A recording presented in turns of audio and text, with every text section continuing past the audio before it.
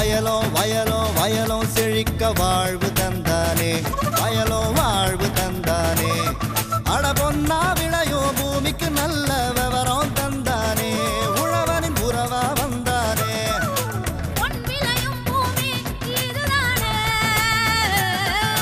வயலோ வயலோ வயலோ செழிக்க வாழ்வு தந்தானே, வயலோ வாழ்வு தந்தானே. அட பொன்னா விளையோ பூமிக்கு நல்ல விவரம் தந்தானே, உழவனின் உறவா வந்தானே. தந்தன தந்தன தன தந்தானே, மண்வள பொங்கிட துணை வந்தானே. தந்தன தந்தன தன தந்தானே, மண்வள பொங்கிட துணை வந்தானே. வணக்கம் வேளாண் பெருமக்களே. இன்றைய பொன் விளையும் பூமி நிகழ்ச்சியில் முதலில் வருவது வேளாண் செய்திகள், வேளாண் ஆலோசனை, வேளாண் சந்தை நிலவரம், வேளாண் வானிலை, வேளாண் தொழில்நுட்பம். இன்றைய வேளாண் தொழில்நுட்ப பகுதியில் கோயம்புத்தூர் வேளாண் பொறியியல் கல்லூரி மற்றும் ஆராய்ச்சி நிலைய வேளாண் இயந்திரங்கள் ஆராய்ச்சி மைய பேராசிரியர் முனைவர் ஆர் கவிதா அவர்கள் மரவள்ளி கிழங்கு தோண்டி எடுக்கும் கருவி பற்றி விளக்குகிறார். இனி வருவது வேளாண் செய்திகள்.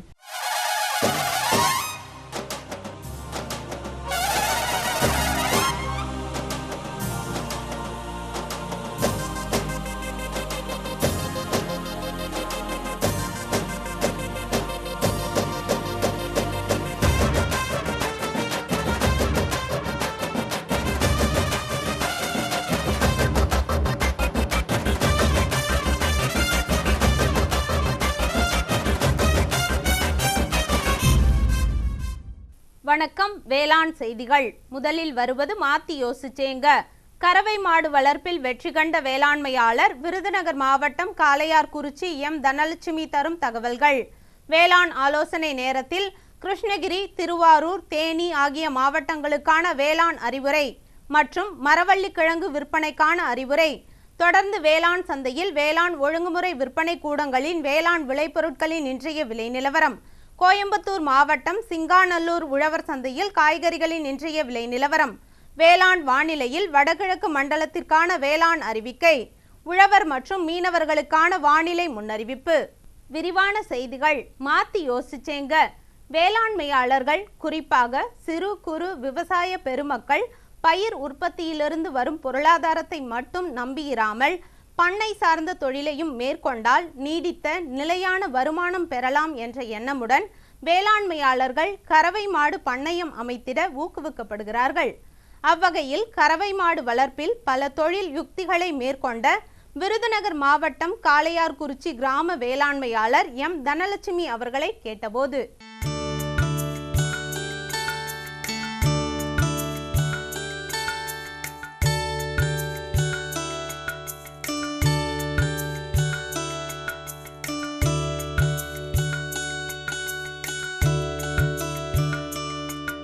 எங்கள் ஊரில் கிராம மக்களுக்கு எங்களுக்கு வேளாண்மைத்துறை அதிகாரிகள் விவசாய மக்களுக்கு நீங்கள் என்ன செய்கிறீங்கன்னு கேட்டாங்க. எங்களுக்கு விவசாய மக்களுக்கு இப்போ ஒரு நெல் ஒரு யூனியனில் இருந்து ஒரு ஒரு விளைச்சலுக்கு நீங்களே இந்த நெல் தான் போடணும் அப்படின்னு சொல்லி எங்கள் மக்களுக்கு நாங்கள் எந்த ஒரு சாகுபடி நாங்கள் பழைய நெல்லவே வச்சு போட்டுக்கிட்டு இருந்தோம்.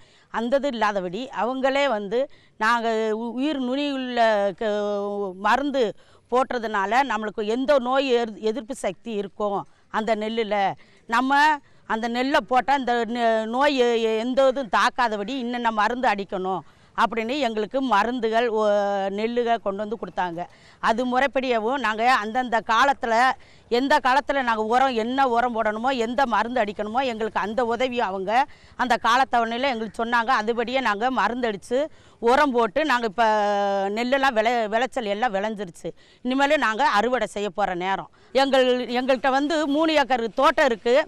காய்கறி நட்டிக்கிட்டு நாங்களே அந்த விவசாயத்தை எடுத்து நாங்களே வெளியில் விற்பனை செஞ்சு நாங்கள் அது மூலமாக நாங்கள் இப்போ கொஞ்சம் குடும்பத்தில் எங்களுக்கு ஒரு அடுத்தவங்களை நம்பி நாங்கள் ஒரு பொறுப்பாக இல்லாதபடி தானே கொண்டு போய் இந்த முதலீடை செய்கிறதுனால எங்கள் குடும்பத்துக்கு கொஞ்சம் முதலீடு கொஞ்சம் கிடைக்கிது. இப்போ எங்களுக்கு ஆர்வத்தோட மாடு வளர்க்கணும், ஆடு வளர்க்கணும், கோழி வளர்க்கணும். அதை வச்சு நம்ம லாபம் அடையணும். நாளைக்கு நம்ம பிள்ளைகளை நல்ல முறையில் படிக்க வைக்கணும். அது படிக்கிறதுனால நம்ம பிள்ளைகளுக்கு அதுதான் நல்ல மேலாண்மையான சொத்து. நம்ம இதை விட நமக்கு சொத்து வேறு ஒன்றும் இல்லை அப்படின்ற அளவுக்கு நாங்கள் இந்த மாடை வளர்த்து, நாங்கள் மாடு மட்டும் போதாதுண்டு விவசாயம் நம்ம வீட்டிலேயே நம்மளுக்கு வளர்க்கக்கூடிய நம்மளுக்கு கோழி ஏதாவது நம்ம முயல் இதெல்லாம் நம்மளுக்கு ஒரு வருமானம், ஆடு இதெல்லாம் நம்மளுக்கு வருமானம் வருது அப்படின்னு சொல்லி இப்போ வளர்த்துக்கிட்டு இருக்கோம். இப்போ வேளாண்மை துறை அவங்க வந்து அந்த அதிகாரியை வந்து இப்போ நீங்கள் இன்சூரன்ஸ் பண்ணி வச்சுருக்கீங்களாங்கம்மா, நீங்கள் மாடு வந்து நீங்கள் இது எவ்வளோ ரூபாய்க்கு நீங்கள் வாங்கணும், இவ்வளோ ரூபாய்க்கு வாங்கினா தான் அதில் உள்ள பால் உள்ள உங்களுக்கு நீங்கள் வீட்டில் இருந்து அந்த 35-40,000 ரூபாய்க்குள்ளே நீங்கள் மாடு வாங்கினீங்கன்னா அதுக்குள்ளே உங்களுக்கு வருமானம் வருது. அந்த வருமானத்தை வச்சு உங்களுக்கு குடும்பத்துக்கு சரியாக வரும். குறைஞ்ச விலையில் நீங்கள் மாடு வாங்கினீங்கன்னா அது வந்து உங்களுக்கு வருமானம் பத்தாது. அப்படின்ற அளவுக்கு எங்களுக்கு 40,000 அளவுக்கு நாங்கள் மாடு வாங்கியிருக்கோம். அந்த 40,000 ரூபா மாடுன்றப்ப 15 லிட்ரு குறையில்லாமல் எங்களுக்கு பால் கறக்கும். அப்போ அந்த பாலை வந்து நாங்கள் 15 லிட்டர் பாலை வந்து அடுத்தவங்களை நம்பி நாங்கள் அடுத்தவங்களுக்கு ஊற்றுறத விட தானே நாங்கள் ஒரு சிலிண்டி பால் மாதிரியா நாங்கள் கொடுத்து அதை இட்டு நாங்கள் முதலீடு அதிகமாக நாங்கள் உற்பத்தி ஆகி எங்கள் குடும்பத்துக்கு நல்ல ஒரு உதவியாக இருக்குன்னு நாங்கள் நம்பி ரொம்ப ஆதரவாக இருக்கோம் ஐயா. நாங்கள் விவசாயம் பண்ணிக்கிட்டு இருக்கோம், காய்கறி போடுறோம், நாங்களே ஒரு சில்லண்டியாக வெள்ளரி போடுவோம், கத்தரி, தக்காளி இதுகெல்லாம் போடுவோம். வெளியில் நாங்களே வேலை இது நம்ம இதில் வியாபாரம் விற்கிறாங்களே நம்ம இதில் அந்த இதில் இல்லாதபடி நாங்கள் குறைஞ்ச விலையினால நமக்கு கட்டுப்படி ஆகும்படி எங்களுக்கு வருமானம் பெற அளவுக்கு கீரைகள் எல்லாமே நாங்கள் போட்டு நாங்கள் முதலீட்டு நாங்கள் வந்துக்கிட்டு இருக்கோம். மேலும் விவரம் பெற எம் தனலட்சுமி அவர்களை 09751560353 என்ற கைபேசி எண்ணில் தொடர்பு கொள்ளலாம். இனி வருவது வேளாண் ஆலோசனை நேரம்.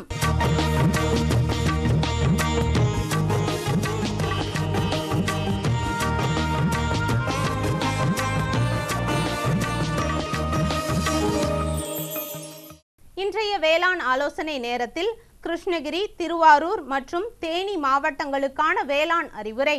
கிருஷ்ணகிரி மாவட்ட வேளாண்மையாளர்களுக்கான அறிவுரை: மாவில் பூக்கும் பருவமாதலால் முறையான நீர்ப்பாசனம் செய்யவும். மேலும் பூக்கள் உதிர்வதை கட்டுப்படுத்த பிளானோபிக்ஸ் 2 மில்லியை 4.5 லிட்டர் தண்ணீரில் கலந்து 15 நாள் இடைவெளியில் தெளிக்கவும்.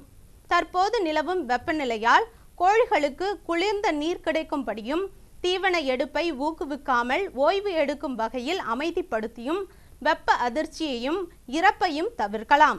இதன் மூலம் உயர்ந்த வெப்பத்திற்கு கோழிகளை பழக்கப்படுத்தி குறைந்த தீவனத்தில் முட்டை உற்பத்தியையும் முட்டை எடையையும் அதிகரிக்கலாம்.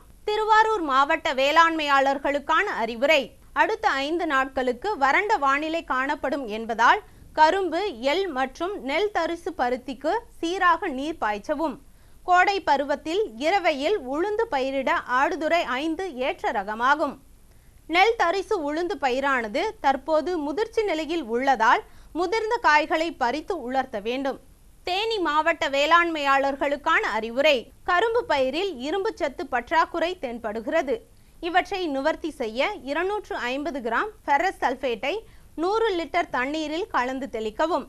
தற்போது நிலவும் வானிலையின் காரணமாக தோட்டக்கலை பயிர்களின் வேர் பகுதிகளில் தென்னை நார்க்கழிவுகளை கொண்டு மூடாக்கு அமைப்பதன் மூலம் மண்ணின் ஈரத்தன்மையை பாதுகாக்கலாம். தொடரும் வேளாண் ஆலோசனை நேரத்தில் கோவை தமிழ்நாடு வேளாண்மை பல்கலைக்கழகத்திலிருந்து வந்துள்ள உள்நாட்டு மற்றும் ஏற்றுமதி சந்தை தகவல் மையம் மற்றும் வேளாண் மற்றும் ஊரக மேம்பாட்டு ஆய்வு மையம் மரவள்ளிக்கிழங்கு விலை குறித்த ஆலோசனை. இந்தியாவில் மரவள்ளி 2014-15 ஆண்டில் 2.28 லட்சம் ஹெக்டேர் பரப்பளவில் சாகுபடி செய்யப்பட்டு 4.37 மில்லியன் டன்கள் உற்பத்தி செய்யப்பட்டுள்ளது. இவை பெரும்பாலும் தமிழ்நாடு, கேரளா, நாகாலாந்து, மேகாலயா, ஆந்திரா மற்றும் அசாம் ஆகிய பகுதிகளில் பயிரிடப்படுகிறது. மரவள்ளிக்கிழங்கு சிப்ஸ், ஸ்டார்ச் மற்றும் ஜவ்வரிசி உட்பட பல வடிவங்களில் ஏற்றுமதி செய்யப்படுகிறது. வர்த்தக மற்றும் தொழில்துறை அமைச்சகத்தின்படி ஏப்ரல் முதல் டிசம்பர் 2015 வரை ரூபாய் 18.19 கோடி மதிப்புள்ள கிழங்கை இந்தியா ஏற்றுமதி செய்துள்ளது. நம் நாட்டிற்கு தாய்லாந்து, வியட்நாம் மற்றும் இந்தோனேஷியா போன்ற நாடுகளிலிருந்து மரவள்ளி ஸ்டார்ச் இறக்குமதியாகிறது. சென்னை கடல் வழியே 34.9%, விசாகப்பட்டினம் கடல் வழியே 28.5% மற்றும் நவசேவா கடல் வழியே 25.1% இறக்குமதி செய்யப்பட்டுள்ளது. தாய்லாந்திலிருந்து ஸ்டார்ச் அதிகளவு இறக்குமதி செய்யப்பட்டதால் விலைச்சரிவை சந்தித்துள்ளது. ஸ்டார்ச் மரவள்ளி உற்பத்தியில் மிக முக்கியமான மதிப்பு கூட்டப்பட்ட தயாரிப்பு ஆகும். சேலம், நாமக்கல், ஈரோடு, தருமபுரி மற்றும் திருச்சி ஆகிய மாவட்டங்களில் 650க்கு மேற்பட்ட ஸ்டார்ச் பதப்படுத்தும் தொழிற்சாலைகள் அமைந்துள்ளன. கேரளாவில் சில ஸ்டார்ச் தொழிற்சாலைகள் வெள்ளை மற்றும் மஞ்சள் டெக்ஸ்டைல் உற்பத்தி செய்யப்படுகிறது. ஸ்டார்ச் முக்கியமாக ஜவுளித்துறை, பசைகள், மருந்துகள், மிட்டாய்கள் மற்றும் காகித தொழிற்சாலைகளில் பயன்படுத்தப்படுகிறது. இந்தியாவில் உற்பத்தியாகும் மரவள்ளி ஸ்டார்ச் 80% தமிழகத்திலிருந்தும் மீதம் ஆந்திரா மற்றும் கேரளாவிலிருந்தும் உற்பத்தி செய்யப்படுகிறது. இந்தியாவில் உற்பத்தியாகும் ஜவ்வரிசி 60 முதல் 70% தமிழ்நாட்டிலிருந்து உற்பத்தி செய்யப்படுகிறது. தமிழ்நாட்டில் நாமக்கல், தருமபுரி மற்றும் சேலம் ஆகிய மாவட்டங்களில் மரவள்ளிக்கிழங்கு சாகுபடி செய்யப்படுகிறது. பொதுவாக நவம்பர் முதல் டிசம்பர் மாதங்களில் மானாவாரி பயிராகவும், மார்ச் முதல் ஏப்ரல் மாதங்களில் இரவை பயிராகவும் நடவு செய்யப்படுகிறது. மானாவாரி மரவள்ளி கிழங்கானது அக்டோபர் மற்றும் பிப்ரவரி மாதங்களில் அறுவடை செய்யப்படுகிறது. மரவள்ளி கிழங்கு ஜூலை முதல் ஏப்ரல் வரை தொழிற்சாலைக்கு கிடைக்கிறது. அதிகபட்ச வரத்து அக்டோபர் முதல் பிப்ரவரி மாதம் வரை எதிர்பார்க்கலாம். தமிழ்நாடு வேளாண்மை பல்கலைக்கழகத்தில் உள்ள வேளாண்மை மற்றும் ஊரக மேம்பாட்டு ஆய்வு மையத்தில் இயங்கி வரும் வேளாண் விற்பனை தகவல் மற்றும் வணிக ஊக்குவிப்பு மையத்தின் பின்புல அலுவலகம் கடந்த 15 ஆண்டுகளாக சேலம் சந்தையில் நிலவிய மரவள்ளி கிழங்கு விலையை ஆராய்ந்தது. ஆய்வின் விளைவாக அறுவடை மாதங்களில் மானாவாரியில் பயிரிடப்படும் மரவள்ளி கிழங்கு பண்ணை விலையாக ஒரு டன்னிற்கு ரூபாய் 2500 முதல் 3000 வரை இருக்கும் என கணிக்கப்பட்டுள்ளது. விலை அதிகரிக்கும் வாய்ப்பு மிகவும் குறைவாகவே உள்ளது. எனவே மரவள்ளிக்கிழங்கு விவசாயிகள் மேற்கண்ட விலையினை கருத்தில் கொண்டு நடவு முடிவுகளை எடுக்குமாறு பரிந்துரைக்கப்படுகிறார்கள். மேலும் விவரங்களுக்கு தொடர்பு கொள்ள வேண்டிய முகவரி: உள்நாட்டு மற்றும் ஏற்றுமதி சந்தை தகவல் மையம், வேளாண் மற்றும் ஊரக மேம்பாட்டு ஆய்வு மையம், தமிழ்நாடு வேளாண்மை பல்கலைக்கழகம், கோயம்புத்தூர் 641003. தொடர்பு கொள்ள வேண்டிய தொலைபேசி எண் 042224314005. மேலும் தொழில்நுட்ப விவரங்களுக்கு தொடர்பு கொள்ள வேண்டிய முகவரி: பேராசிரியர் மற்றும் தலைவர், காய்கறி பயிர்கள் துறை, தமிழ்நாடு வேளாண்மை பல்கலைக்கழகம், கோயம்புத்தூர் 641003. தொடர்பு கொள்ள வேண்டிய தொலைபேசி எண் 0422661137 மற்றும் 661128 விளம்பர இடைவேளைக்கு பிறகு வேளாண் செய்திகள் தொடரும். சரிங்க. இவ்ளோ நேரம் சிரிச்சு யார்கிட்ட பேசிட்டு இருந்தீங்க? விவசாயிகள் கால் சென்டர் நிபுணர்கிட்ட பயிர்கள் பத்தின யோசனை கேட்டுட்டு இருந்தேன். காலையில சரி, மதியானம் கூடவா? விவசாயிகள் கால் சென்டர் காலையில 6 மணில இருந்து ராத்திரி 10 மணி வரை திறந்திருக்கும். ஞாயிற்றுக்கிழமை கூடவா? ஆமா, வருஷத்துல 365 நாளும் திறந்திருக்கும். விவசாயம் சம்பந்தப்பட்ட பிரச்சனைகளுக்கு தங்கள் மொழியில் உடனே தீர்வு பெற இந்தியாவில் எங்கிருந்தும் எந்த போன் மூலமும் தேசிய ஹெல்ப்லைன் நம்பர் 1800-180-1551 தொடர்பு கொள்ளவும். இனி வருவது வேளாண் சந்தை.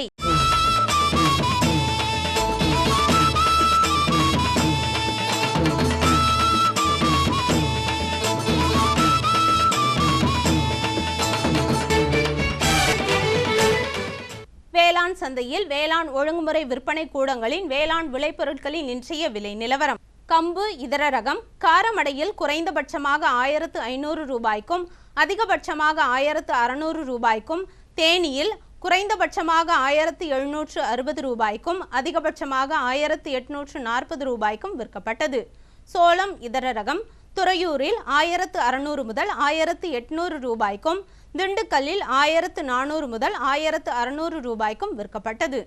நெல் இதர ரகம் நத்தத்தில் 1600 முதல் 1800 ரூபாய்க்கும், மணச்சநல்லூரில் 1410 முதல் 1500 ரூபாய்க்கும் விற்கப்பட்டது. கேழ்வரகு இதர ரகம் திருக்கோவிலூரில் 2449 ரூபாய் முதல் 2465 ரூபாய்க்கும், திண்டிவனத்தில் 1889 ரூபாய் முதல் 1907 ரூபாய்க்கும் விற்கப்பட்டது. மஞ்சள் விரலி கரூரில் குறைந்தபட்சமாக 7800 ரூபாய்க்கும் அதிகபட்சமாக 8600 ரூபாய்க்கும், சேலத்தில் 8900 முதல் 9800 ரூபாய்க்கும் விற்கப்பட்டது.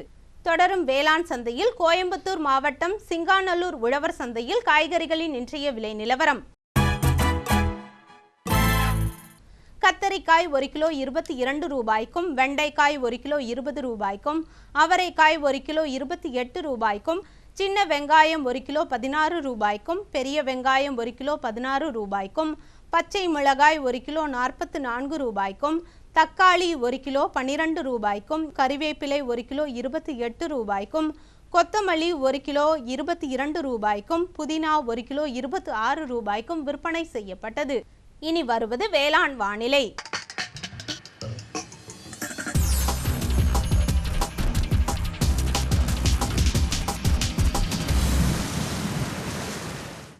வேளாண் வானிலையில் வடகிழக்கு மண்டல மாவட்டங்களான திருவள்ளூர், காஞ்சிபுரம், சென்னை, வேலூர், திருவண்ணாமலை, விழுப்புரம், கடலூர் ஆகிய மாவட்டங்களில் காற்றின் வெப்பநிலை அதிகபட்சமாக 34.4 டிகிரி செல்சியஸ் ஆகவும் குறைந்தபட்சமாக 22.4 டிகிரி செல்சியஸ் ஆகவும், காற்றின் ஒப்பு ஈரப்பதம் 61.6% காற்றின் வேகம் மணிக்கு 3.2 கிலோமீட்டராகவும், மண்ணின் ஈரப்பதம் 15 சென்டிமீட்டர் ஆழத்தில் 21.8%, மண்ணின் வெப்பநிலை 15 சென்டிமீட்டர் ஆழத்தில் 31.4 டிகிரி செல்சியஸ் ஆகவும், மழையின் அளவு 0 மில்லிமீட்டராகவும், சூரிய கதிர்வீச்சு 508.7 கலோரி பெர் சென்டிமீட்டர் ஸ்கொயராகவும், வளிமண்டல அழுத்தம் 3209.5 ஹெக்டா பாஸ்கல் அளவாகவும், இலையின் ஈரப்பதம் மணிக்கு 11.7 இருந்தது. வானிலை முன்னறிவிப்பு. உழவர்களுக்கான வானிலை முன்னறிவிப்பு. தமிழ்நாடு மற்றும் புதுச்சேரியில் ஒரு சில இடங்களில் லேசான மழை பெய்யக்கூடும். மீனவர்களுக்கான வானிலை முன்னறிவிப்பு. தமிழகம் மற்றும் புதுச்சேரி கடலோர பகுதிகளில் எச்சரிக்கை எதுவும் இல்லை. இத்துடன் இன்றைய வேளாண் செய்திகள் நிறைவடைந்தன. வணக்கம்.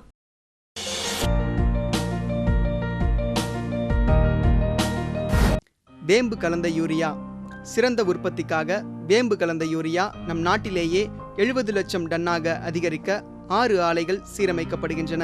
FCIL-இன் கோரக்பூர், சித்ரி, தல்சர் மற்றும் ராமகுண்டம் ஆலைகள், HFCL-இன் பரௌனி மற்றும் BVFCL-இன் நாமருல் போர்ட் ஆகியன. பழம் நழுவி பாலில் விழுந்தது போல இப்பொழுது நம் நாட்டிலேயே வேம்பு கலந்த யூரியா உற்பத்தி செய்யப்படும். இதனால் விவசாயிகளுக்கு நன்மையே விளையும். 10% வரை தானிய உற்பத்தி அதிகரிக்கும். மண்ணில் 10 to 15% நைட்ரஜன் திறன் அதிகரிக்கும். சிறந்த உற்பத்திக்கு வேம்பு கலந்த யூரியா.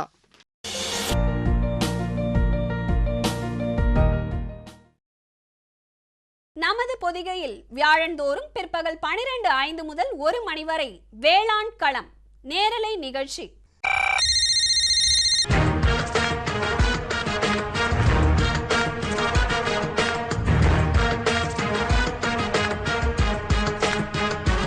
வேளாண்மையாளர்களுக்கான தொழில்நுட்ப தகவல்கள், புதிய வேளாண் முறைகள், மத்திய மாநில அரசுகளின் திட்டங்கள், வங்கிகளின் வேளாண் கடனுதவிகள், கால்நடை வளர்ப்போருக்கான புதிய தொழில்நுட்பங்கள், மீன்வள மேம்பாடு மற்றும் மீன் வகைகள், பருவநிலைக்கேற்ற வேளாண் ஆலோசனைகள், வேளாண், கால்நடை, மீன் வகை ஆகியவற்றை சந்தைப்படுத்த ஏற்ற தகவல்கள், இன்னும் எண்ணற்ற வேளாண் தேவைகளை வேளாண்மையாளர்கள் தொலைபேசி மற்றும் அலைபேசி வழியே அந்தந்த துறை வல்லுநர்களை நேரடியாக தொடர்பு கொண்டு விளக்கம் பெற்றிட பொதிகையின் இன்னொரு களம் வேளாண் களம் நேரலை நிகழ்ச்சி. வியாழந்தோறும் பிற்பகல் 12:05 முதல் 1 மணி வரை பங்கு கொள்ளுங்கள், பயன் பெறுங்கள். வேளாண் களம் நேரலை நிகழ்ச்சி.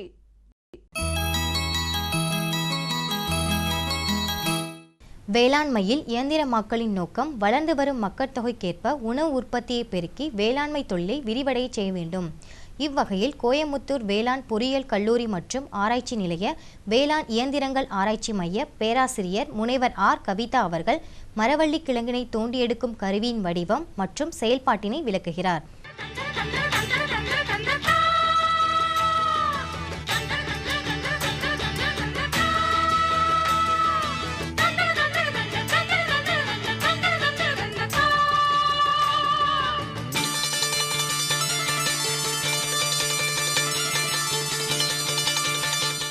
நாம் இன்றைக்கி வந்து மரவள்ளிக்கிழங்கு தோண்டி எடுக்கிற கருவியை பற்றி பார்க்க போகிறோம்.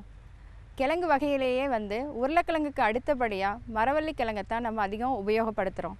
மரவள்ளிக்கிழங்கை நேரடியாக வேக வச்சோ இல்லை சிப்ஸ் மாதிரி செஞ்சோ உபயோகப்படுத்துகிறோம். அப்படி இல்லைன்னா ஜவ்வரிசி, சேமியா இல்லைன்னா மரவள்ளிக்கிழங்கு மாவு, அதாவது ஸ்டார்ச்னு சொல்கிறோம், அந்த மாதிரி உபப்பொருட்களாக தயார் பண்ணி அதை நம்ம உபயோகப்படுத்துகிறோம். கேரளாவை பொறுத்த வரைக்கும் மரவள்ளிக்கிழங்கு மிக முக்கியமான உணவுப் பொருள். அதே இது தமிழ்நாட்டில் மரவள்ளிக்கிழங்கை வந்து நம்ம உபப்பொருட்களாக அதிகம் பயன்படுத்துகிறோம். அந்த மரவள்ளிக்கிழங்கு சாகுபடியில் மிக கடினமான வேலை அப்படின்னு பார்த்திங்கன்னா கிழங்கை தோண்டி எடுக்கிறது மிக முக்கியமான ஒரு பெரிய வேலையாக இருக்குது. அதை வந்து சாதாரணமாக நம்ம வேலையாட்களை கொண்டு தோண்டி எடுக்கிறோம். மண் ரொம்ப இறுக்கமாக இருக்குது அப்படின்னு சொன்னாங்கன்னா வேலையாட்கள் முதல்ல கிழங்கு செடியை சுற்றி இலகிற மாதிரி நம்ம கடப்பாறையை வச்சு தோண்டி முதல்ல இலக செஞ்சுடுவாங்க மண்ணை. அதுக்கப்புறம் கையில் பிடிச்சு கிழங்கு உடையாமல் மேலே பிடிச்சு இழுத்து தூக்கி எடுத்துருவாங்க. ஆனால் இந்த வேலை செய்கிறது மிகவும் கடினமான வேலை. ஏறக்குறைய ஒரு ஹெக்டருக்கு வந்து ஒரு 40 வேலையாட்கள் ஒரு நாளைக்கு தேவைப்படுவாங்க. இது வேலையாட்கள் அதிகமாக தேவைப்படுறது மட்டும் இல்லாமல் ரொம்ப கடினமான வேலையாக இருக்கிறதுனால அதிக வேலையாட்கள் வந்து நமக்கு கிடைக்க மாட்டாங்க. இந்த வேலையை நம்ம எளிதாக்குறதுக்காக வேண்டி தமிழ்நாடு வேளாண்மை பல்கலைக்கழகத்தில் இருக்க வேளாண் இயந்திர ஆராய்ச்சி மையம் ஒரு டிராக்டரால் இயங்கக்கூடிய மரவள்ளிக்கிழங்கு தோண்டி எடுக்கிற கருவியை உருவாக்கியிருக்காங்க. அந்த கருவியை பற்றி நான் இப்போ உங்களுக்கு காமிக்க போகிறேன். இந்த கருவி என்னன்னு கேட்டிங்கன்னா, டிராக்டரில் மும்முனை இணைப்பில் இந்த கருவியை நம்ம பொருத்திக்கலாம். இந்த கருவியை கொண்டு ஒரு வரிசையில் மரவள்ளிக்கிழங்கோ இல்லை 2 வரிசையில் மரவள்ளிக்கிழங்கோ தோண்டி எடுக்கலாம். சாதாரணமாக 2க்கு 2 அடி இல்லைன்னா 2க்கு 2 அடி அந்த மாதிரி ஒரு மரவள்ளிக்கிழங்கு வகையை பொறுத்து வெவ்வேறு இடைவெளியில் நம்ம கிழங்கை சாகுபடி பண்ணுறோம். அந்த மாதிரி சாகுபடி பண்ணும்போதே என்ன பண்ணணும்னா இந்த டிராக்டரோட டயருங்க வந்து கரெக்டாக அந்த இடைவெளியில் உள்ளே போகிற மாதிரி நம்ம சாகுபடி நடவு செய்யணும். அப்படி பண்ணினா மட்டும்தான் இந்த மாதிரி இயந்திரங்களை நம்ம உபயோகப்படுத்தி நம்ம மரவள்ளிக்கிழங்கை தோண்டி எடுக்க முடியும். இதில் பார்த்திங்கன்னா இதில் 2 வளைஞ்ச கால் போன்ற அமைப்பு. இதை என்ன சொல்கிறதுனா வளைஞ்ச கால் போன்ற அமைப்பு. இது ஏறக்குறைய வந்து இந்த இடம் வந்து இப்படி வளைஞ்சிருக்கும்.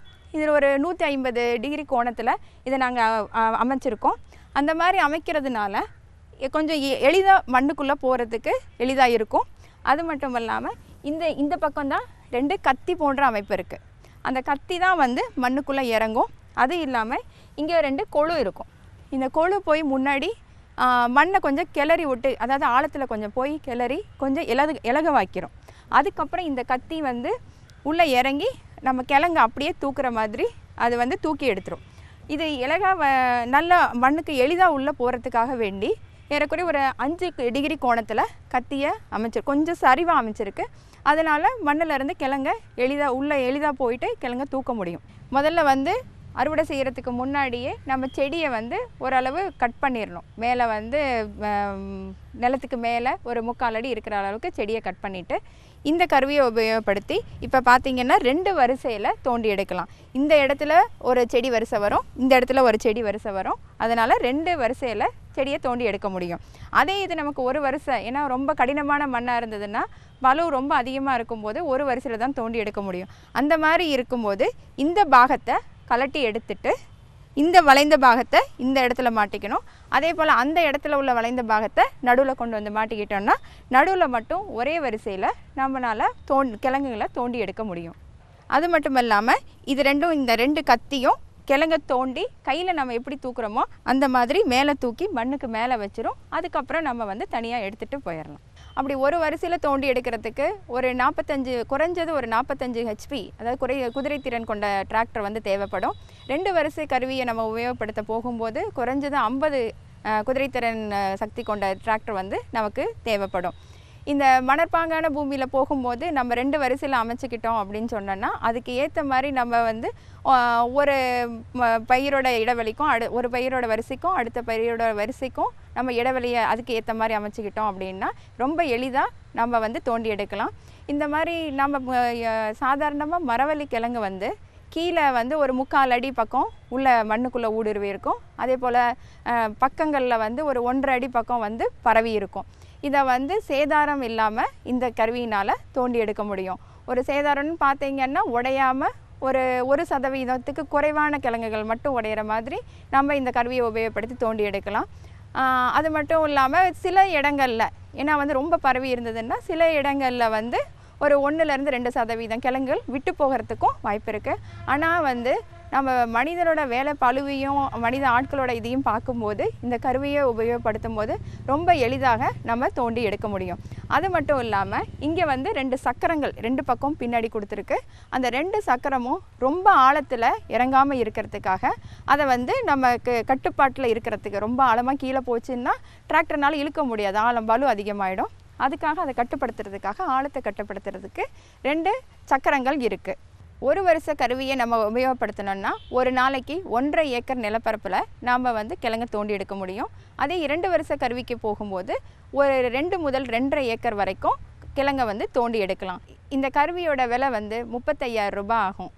இந்த கருவியை பொறுத்த வரைக்கும் ரொம்ப எளிதாக நம்ம வந்து இதை பாதுகாக்க வைக்க முடியும். ஏன்னா மற்ற கருவியை போல இல்லாமல் ரொம்ப எளிதான பாகங்களாக இருக்கிறதுனால உபயோகத்துக்கு அப்புறம் வந்து நம்ம இதை வந்து மெயின்டைன் பண்ணுறதுங்கிறது வந்து ரொம்ப எளிதாக இருக்கக்கூடியதாகும். இந்த கருவியை பற்றி தெரியணுன்னா நீங்கள் வந்து பேராசிரியர் மற்றும் தலைவர், வேளாண் ஆராய்ச்சிகள் மையம், தமிழ்நாடு வேளாண்மை பல்கலைக்கழகம், கோயம்புத்தூரை வந்து அணுகுனீங்கன்னா இந்த கருவியை பற்றிய விவரங்கள் தெரியும்.